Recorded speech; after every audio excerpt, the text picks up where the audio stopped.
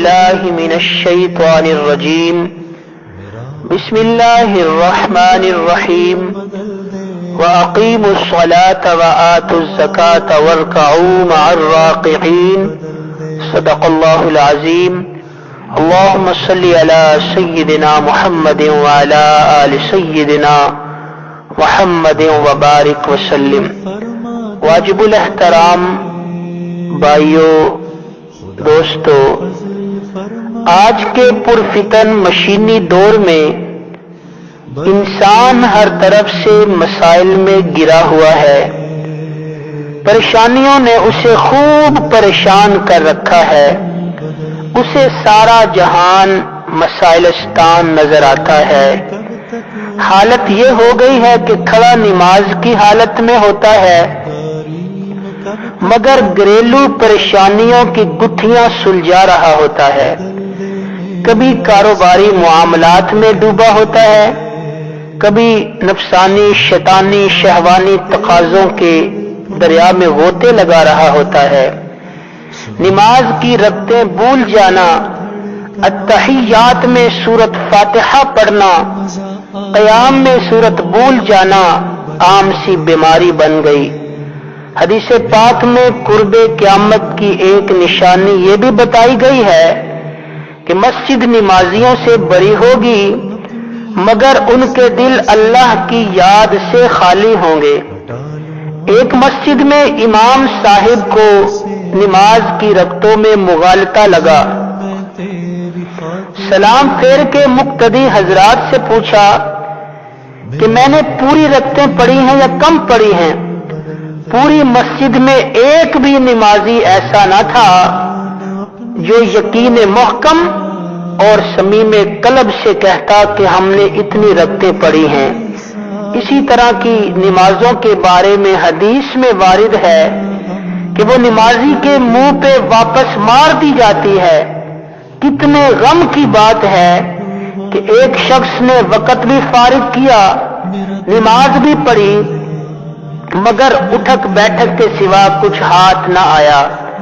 مسجد میں نماز تو سب پڑھتے ہیں مگر ہر شخص کو اس کے خشوع خضوع کے مطابق اجر ملتا ہے.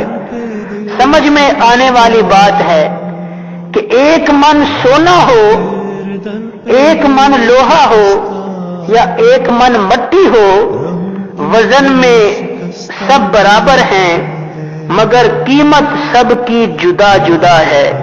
اللہ والوں کی نماز پر اگر سونے کا باؤ لگتا ہے تو عام صالحین کی نماز پر لوہے کا باؤ لگتا ہے، جبکہ غافلین کی نماز مٹی کے باؤ بھی قبول نہیں کی جاتی.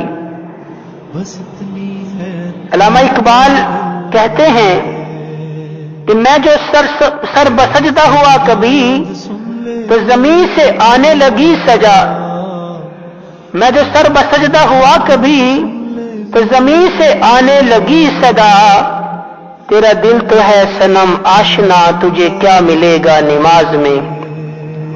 سوچنے کی بات ہے کہ دنیا کی محبت میں گرفتار عاشق نامراد فانی چیزوں کے عشق میں اس حد تک گرفتار ہو جاتا ہے کہ ہر وقت انہیں وہی خیالات آتے ہیں، انہی خیالات میں کھویا رہتا ہے. ان کے حصول کی تمنا دل میں لیے جانے کیا کیا منصوبے بناتا ہے. وہ اپنے مطلوب کو پانے کے لیے اپنا سب کچھ لٹا دیتا ہے، کبھی اپنی جان مال عزت ناموس تک برباد کر لیتا ہے. اور ہم کیسے اللہ تعالیٰ کے نام لیوا ہیں، کیسے ہم عاشق ہیں کہ عین نماز میں جب کہ ہم ان کی بارگاہ میں حاضر ہوتے ہیں اس وقت بھی دل اللہ کی یاد سے خالی ہوتا ہے. یاد دل میں نہیں ہوتی اللہ کی. معلوم ہوا کہ ہم اپنے دعوے میں جھوٹے ہیں، اس لیے ہماری نمازیں بے روح ہیں اور بے لذت ہیں. بقول شاعر، عشق اگر تیرا نہ ہو میری نماز کا امام، عشق اگر تیرا نہ ہو میری نماز کا امام، میرا قیام بھی حجاب، میرا سجود بھی حجاب، جن سلف صالحین نے نماز کی حضوری حاصل کرنے کے لیے محنت کی، اسی دنیا میں اپنی مراد مل گئی۔ شیخ عبد الواحد رحمہ اللہ، ان کے سامنے تذکرہ ہوا کہ جنت میں نماز نہیں ہوگی، رونے لگے۔ کسی نے پوچھا کہ حضرت کیوں روئے؟ فرمایا کہ اگر جنت میں نماز نہیں ہوگی پھر مزہ کیسے آئے گا؟ حضرت حاجی امداد اللہ مہاجر مکی، حاجی امداد اللہ مہاجر مکی رحمت اللہ، ان کے سامنے کسی نے جنت کے حور و قصور کا تذکرہ کرنا شروع کیا تو آپ رحمہ اللہ نے فرمایا کہ بھئی اگر قیامت کے دن مجھ پر اللہ تعالیٰ کی نظر رحمت ہو گئی تو میں اللہ سے عرض کروں گا کہ اللہ اپنے عرش کے نیچے مصلی کی جگہ عنایت فرما دیجئے۔ مولانا یحییٰ کاندلوی رحمت اللہ علیہ لمبا سجدہ کرتے تھے۔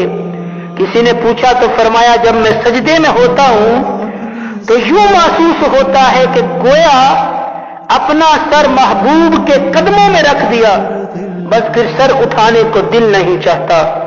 مجھے کیا خبر تھی رکوع کی، مجھے کیا خبر تھی سجود کی، تیرے نقش پا کی تلاش تھی کہ میں جھک رہا تھا نماز میں۔ امام ربانی مجدد عالم ثانی رحمہ اللہ نے اپنے مکاتیب میں لکھا ہے، جان لیں کہ دنیا میں نماز کا مرتبہ آخرت میں رویت باری تعالیٰ کے مرتبے کی مانند ہے۔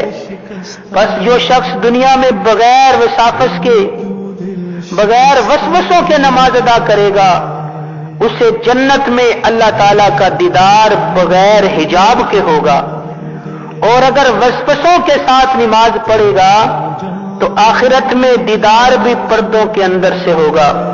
کس قدر حسرت کی بات ہے کہ نماز پر محنت نہ کرنے کی وجہ سے نمازی کو دیدار خداوندی نصیب ہوگا، مگر پردوں کے ساتھ اے کاش ہم اپنی نمازوں پر محنت کرتے اور خشوع و خضوع کے ساتھ نماز ادا کرنا سیکھتے تو روز محشر جمال بے نقاب کے دیدار کے مزے پاتے۔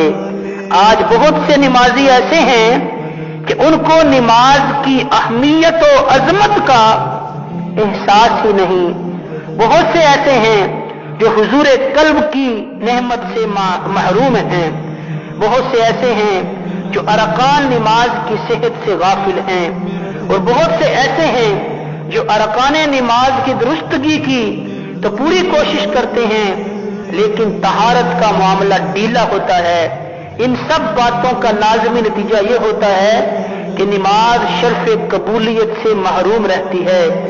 نبی اکرم صلی اللہ علیہ وسلم نے نماز کی ظاہری حالت کو درست کرنے سے متعلق فرمایا تو اللہ کی عبادت ایسے کر جیسے اسے دیکھ رہا ہے، اگر ایسا نہ کر سکتا ہو تو یہ سمجھ کے تجھے وہ دیکھ رہا ہے۔ مفہوم حدیث یہ ہے،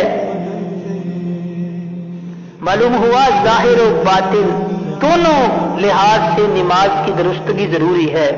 اللہ تعالیٰ سے دعا ہے کہ وہ ہمیں حقیقت والی نمازیں پڑھنے کی توفیق عطا فرمائے، وہ ہماری نمازوں کو ہماری آنکھوں کی ٹھنڈک بنا دے اور اللہ تعالیٰ سے ہم کلامی کا ذریعہ بنا دے، دیدار یار جمال تک پہنچا دے۔